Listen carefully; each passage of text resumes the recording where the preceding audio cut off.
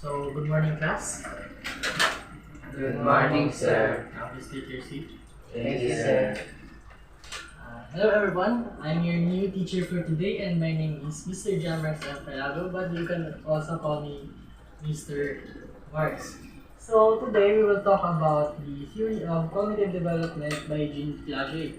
But before that, let me introduce to you first who is the person behind this theory and who proposed this theory. Excuse me. So, Jean Piaget is considered as one of the most famous and greatest cognitive psychologists in human cognitive development. He proposes this theory by observing his own children's behavior on certain tasks during infancy and their childhood. So, ginamit niya yung observation niya sa mga anak niya para ma-propose niya yung gantong theory ng cognitive development. So, inobserbahan niya yung the way kung paano sila mag-act, kung ano yung pag-uugali nila sa certain age brackets sa mga buhay nila, then kung paano, anong klaseng development sa cognitive nila yung nag-takes place dito sa stage na ito. So, cognitive development refers to the development on our brain. So, ito yung pagpaprocess ng information ng utak natin, which is yung pagiging natin ng information from our experiences, then sa mga learnings natin sa different learning areas ng buhay natin, such as sa bahay natin, sa school, sa simbahan, sa circle of friends natin, at sa marami pang iba. So, let's move on dito sa three major concepts of cognitive development, which is yung schema, assimilation, and accommodation. So, kindly read the schema, Angelo. Can you read the schema? Schema refers to the cognitive structures by which individuals intellectually adapt to organize their environment. It is also known as building block of knowledge. So, thank you for that. So, it is also known as the building blocks of knowledge. So, ito yung mga bagay na nagre-representa kung gaano natin kilala or kung gaano natin nakilala yung mga bagay-bagay dito sa mundo. Kung paano nag-exist yung mga bagay-bagay na ito, kung paano yung function nito, at saka kung bakit ito nag-exist, depende sa kung anong gamit nun sa buhay ng isang tao. So, example nga nito is yung, kunwari, yung apoy, mainit siya. Then, yung mga tipo ng sabaw or yung sopas na lang, sabihin natin, masarap siya. Then, yung sa pakikinig, sa sabihin natin, yung pakikinig ng music is nakakalma at saka nakaka-relieve ng stress. So, agree po ba kayo doon? Yes, sir. Yeah.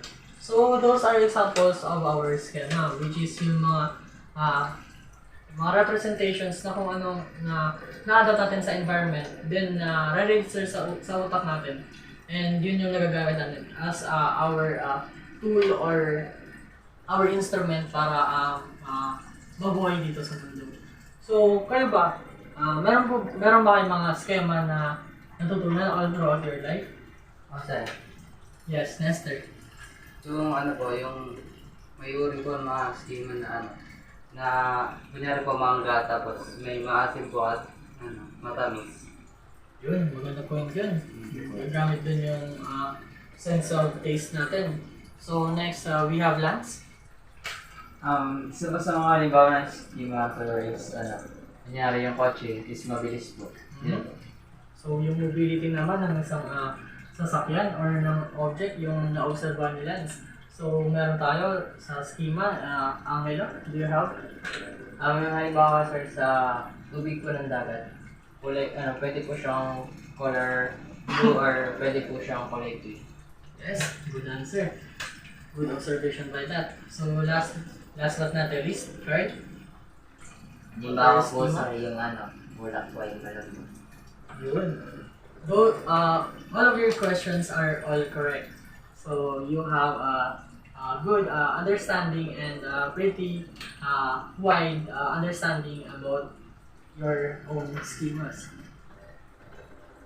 So let's move on to the concept of assimilation. Could you read the assimilation, Nestor? Assimilation. It is a process of filling a new information into previously known schema. So, thank you for that. So, assimilation. So, given na meron tayong mga schemas na natutunan natin all throughout our lives. So, ito naman yung pagdadagdag ng tinatawag natin na information sa kung anong mga bagay na natutunan natin before sa buhay natin. So, may different, may mga iba't iba tayong mga bagay na na-encounter sa buhay natin na bago pa lang sa atin and lahat naman siguro sa atin is maninibago at maiisip kung ano yung characteristics ng mga bagay na yun. Pero kung mayroon tayong familiarity sa mga past experiences natin in relation to that things, so pwede tayong magkaroon ng assumption in relation dun sa bagay na yun. So, example dito is yung aso at yung kambing. Example dito is yung bata. Meron silang pet na aso nung bata pa sa bahay nila. Then, isang araw, dinala siya ng lolo niya sa farm nila. Tapos, doon niya na-encounter yung kambing. Then, yung unang assumption niya or yung perception niya is yung aso daw or yung kambing daw is isang aso, which is wrong. Pero hindi mo masisisi yung bata na aso yung pagkakilala niya sa kambing kasi sa kanyang perspective, magkapareho yung visual representation ng isang aso at saka ng isang kambing. So, yung pagkakilala kasi sa aso, merong apat na paa, mabalahibo, may mabang dila, tapos tumatahol. Pero yung kambing, merong sungay at kakaibang tunog yung ginagawa niya. So, meron dito additional information na kung saan nadadagdagan yung knowledge ng bata about dun sa specific na bagay na yun. Naintindihan po ba? Yes, sir. Yes. So, in relation sa assimilation, here we have a process of accommodation. So, could you read the accommodation, Mr. Susito? Accommodation. A process of creating or revising a new schema. No, thank you for that. So, dito naman, kung dito sa assimilation, binibigyan niya ng panibagong information yung mga bagay-bagay na meron sa past experiences natin sa existing schemas natin.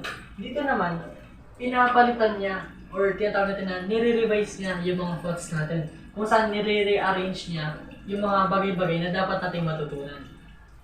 Ibig sabihin, dito nagkakaroon ng realization or ng natawag natin na correction sa mga bagay na at first akala natin na yun yung bagay na yun. Pero mali yung pagkakakilala ng mundo sa bagay na yun na kung anong kilala natin.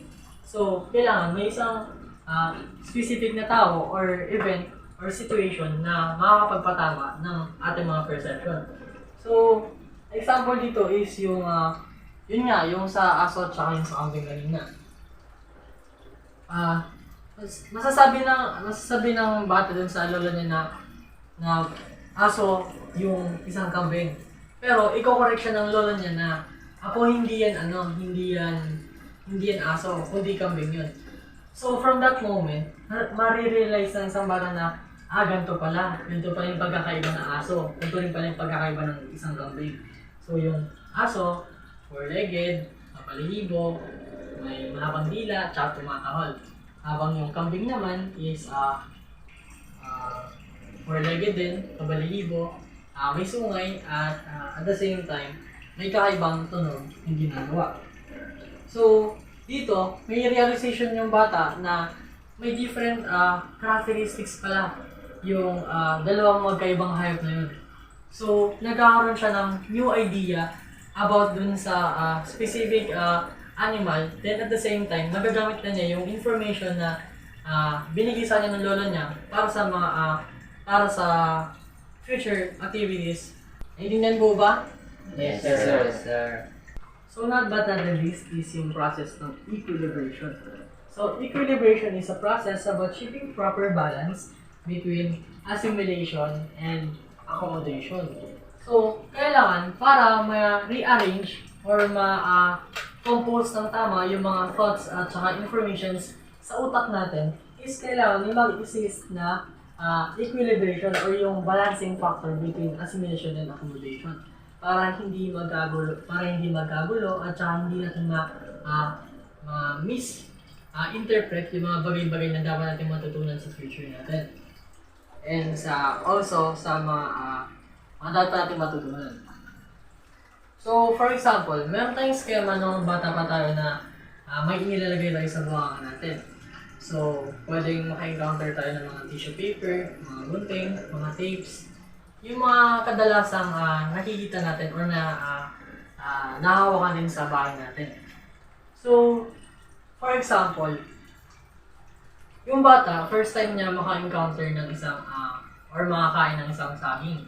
Then at the same time, naka-encounter din siya ng isang pera or sabi natin na barya. So, as we all know, may mga bagay-bagay na hindi dapat ilagay sa bunganga natin. And also, meron tayong mga bagay na inilagay sa bunganga natin. Kasi yun yung tamang pagpapakilala sa atin ng mga bagay-bagay dito sa mundo. So, pag kinain ng bata yung saging, is ma-realize na ito ay katanggap-tanggap kasi pagkain yung saging. And at the same time, may nutrients na may bibigay ng saging sa bata. Pero, once na ilagay niya sa buwangan niya yung barya, is maramdaman niya na matigas ito. At saka, ma-realize na din na harmful ito kasi soft pa yung mga ngipin nila soft pa yung mga ngipin nila and iluluwa niya yung kaagad. So, kapag tumanda siya, ma-realize niya na may mga bagay na hindi dapat ilagay sa buwangan niya at may mga bagay din na ilagay sa buwangan niya.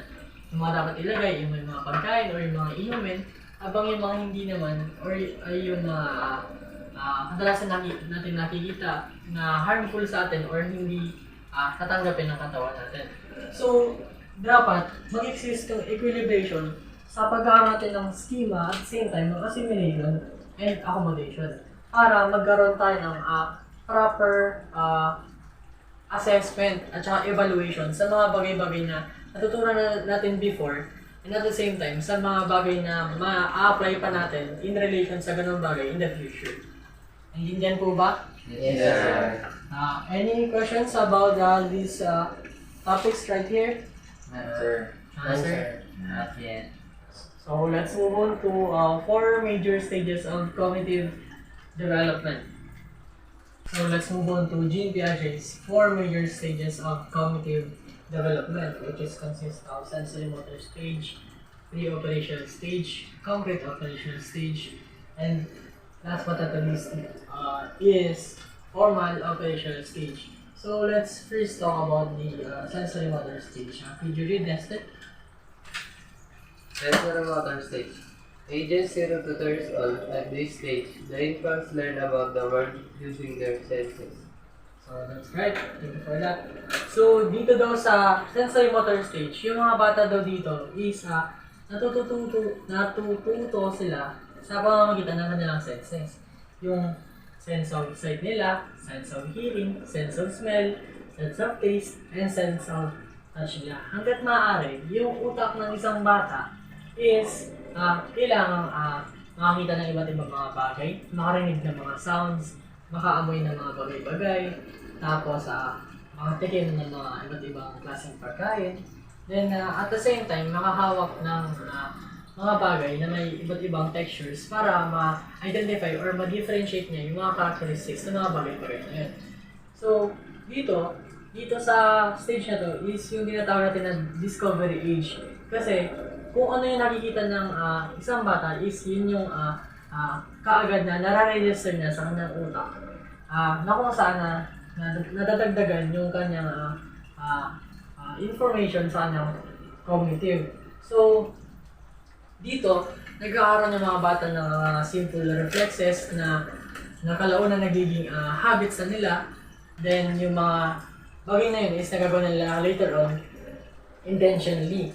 katulad ng paglalagay ng mga kung ano-anong bagay sa bunganga. Then yung after nun is yung pag-sip-sip ng example, nipples or yung dede nila. Then yung sunod nun is yung pag-inom ng gatas. Then, present dito sa sensory motor stage yung object permanence. So, it is the ability to know that an object still exists even it is not even sensed. So, malalaman pa din natin na nag-exist pa din or andun pa din sa surface na yun yung isang object kahit na hindi natin siya nakikita or nararamdaman. Example, yung nanay natin, tinago niya sa atin yung isang teddy bear. Then, sa first encounter natin din, sabihin natin na, "Hello, saan napunta yun? Nawala."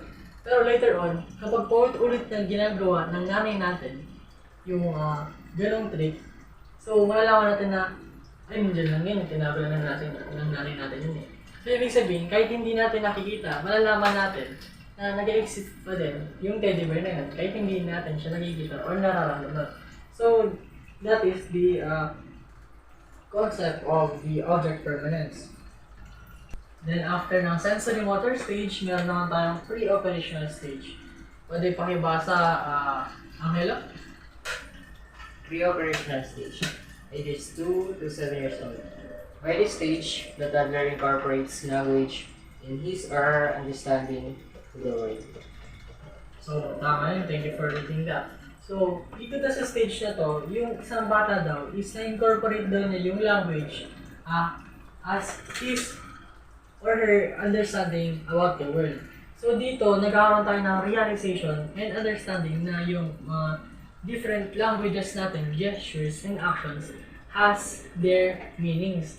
So, ginagamit natin mainly yung language para makipag-communicate or it's either makuha natin yung needs natin or our response sa kung anong nangyari sa paligid natin. Then, dito sa stage na to is we assume that objects exist. Kunwari, mga laruan natin, nabibili sa atin ng mga magulang natin. Mai-imagine natin dito na nakakalaro natin sila, kaya meron tayong magkakaroon ng imaginary friends. Then, meron din dito na we love to play pretend. So, we love to play pretend kasi dito sa stage na to is more nagiging curious tayo sa mga bagay-bagay kaya nagkaroon tayo ng experimentations tsaka pagmimimik kung saan ginagaya natin yung mga kung ano-ano mga tao or scenario na nakikita natin sa pang-araw-araw natin pamumuhay. So, example dito is yung nag-doktor-doktoran tayo, teacher-teacheran tayo, nagluluto-lutuan tayo. So, sa pamamagitan na, nag-aaral tayo ng learnings through our experiences. So, dito nag-exist yung pamimimik natin or yung paggaya natin sa kung ano mga natural nating nakikita sa pang-araw-araw nating pamumuhay. And at the same time, magawa natin yung mga experiences and learnings natin ngayon, in the future, di ba? Para pag naging professionals tayo, is maanot natin yung mga ganong nature natin sa childhood natin. So let's move on to our third stage of cognitive development, which is the complete operational stage. Could you read, students? Complete operational stage. Ages 7 to 11 years old. At this stage, the child can process events and information as it is. So, thank you for that. So, complete operational stage. Kasi dito na yung child can process events and information as it is. So, dito, natutunan na ng bata kung paano mag-isip logically. Then also, think about cognitive operations. Like yung mga simple math equations, yung mga mathematical problems, then naroon na sila sumunod ng mga procedures sa ating mga experiments. Then also, dito sa stage na to is nagiging mas advanced na sila. So, nagagawa na nilang i-arrange yung mga bagay-bagay from ascending to descending and from descending to ascending. Then, dito nag-exist yung theory ng conservation and reversibility. conservation, which is yung theory na kung saan there are significant objects that has the same amount pero magkaiba lang yung visual representations ng mga bagay-bagay na yun. For example, yung nanay tatay mo nagtimpla ng orange juice. Nilagay nila ito sa dalawang regular glass. Then, yung papa mo nilagay yung isang baso ng orange juice dun sa isang cylindrical glass. So, yung nakabawa ng kapatid, malamang mas pipiliin yung nasa cylindrical glass kasi isipin niya mas marami yung ganyan. Pero ikaw, yung mas nakakaunawa ka na pareho lang yung amount ng or quantity ng orange juice yung meron kayo, is yun yung pipiliin mo regular glass. Okay. So, ganun yung conservation. Then also, we have here the concept of reversibility na kung saan nag-exist yung different consequences or events na gagawin natin sa na mangyari sa pagitan ng dalawang bagay na yun. Kunwari, yung pag-switch on and switch off mo ng ilaw. Switch, di ba? Pag nag-switch on ka ng ilaw, liliwanag, under yung ilaw. And kapag nag-switch off ka naman ng ilaw, syempre mamatay siya. Ganun. So, there is significant events or consequences na nag-exist kung gagawin mo yung dalawang bagay na yun. So, yun yung present dito sa concrete operational stage. So, last but not the least is the formal operational stage. So, could you read the formal operational stage? Mr. Angelo? Formal operational stage, ages 12 and above. The child would be able to perform through processes like abstract thinking, being able to invention hypothetical events or scenarios, creating strategies, and looking through various perspectives. So, thank you for that. So, dito sa formal operational stage, it is considered as the highest point of human cognitive development. Though 12 years old and above yung nilagay dito na age ni Piaget, sinabi niya na ito na yung maximum age or stage na kung saan ma-achieve ng isang tao yung full potential ng kanyang cognitive development. So, let's go back to formal operational stage. To perform through processes like abstract thinking, being able to envision hypothetical events and scenarios, creating strategies, and looking through various perspectives. So, dito, nagkaroon tayo ng ability to think hypothetically, rationally, to abstract concepts on various events. So, nagkaroon tayo ng advanced thinking, kung saan ito na yung na-reach na natin yung pinaka-highest form ng integral ability natin. Na kung saan nagkakaroon na tayo ng full understanding and vision about sa world. About sa mundo natin. Dito natin na natutukoy or natututunan yung ating morality na tinatawag. Yung pagkilala natin sa kung anong mabuti at masama. Then yung sa feelings naman natin, which is yung love and hate. Then also the success and yung failure. And then malalaman natin yung different functionalities ng iba't ibang mga bagay dito sa mundo, kung anong pinagmulan nila, kung bakit sila nag-exist, at saka kung bakit sila important sa society natin. Then, dito, yung mga tao dito sa formal operational stage is nakakapag-isip na ng mga katwiran nila or nakakasagot din sila sa mga questions na how, why, what if, na nag-produce ng mga ng mga answer na katanggap-tanggap at may magandang sagot na hinahanap natin. Then dito rin sa formal operational stage is natututo tayo mag-isip or yung concept na tinatawag natin na pag-iisip philosophically. Kasi we think about what others thinking. Ibig sabihin dito, we put ourselves into the other shoes. So, ibig sabihin, nire-relate natin yung sarili natin dun sa iba, and yung iba sa sarili natin. Ibig sabihin, kung anong mga experiences ng iba is, yung experiences ng iba is ma-aware natin. Then, at the same time, ma-apply natin sa buhay natin. So, ibig sabihin nun, nagkaroon na tayo ng full understanding kung anong dapat gawin natin sa sarili natin and kung paano natin ma-improve yung sarili natin through these different stages of cognitive development. So, do you class, do you understand? Yes, sir. So, do you have any questions, clarifications so far? Yes, sir. So, none. Sige nga. What is the three major concepts of cognitive development? Mr. Nestor. Schema, assimilation, and accommodation. Good, correct. And what are the four major stages of cognitive development? Mr. Angelo. Sensory motor stage, pre-operational stage, concrete operational stage, and formal operational stage. And who is the person behind the theory of cognitive development? Who is the person that proposed this theory? Mr. Lance?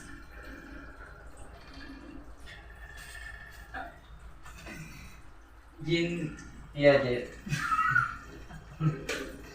Gato na lang yun, gato na lang yun. Gato na lang yun. Say mo Jean Piaget. Jean Piaget. Yun! Love your hands, everyone. Yay.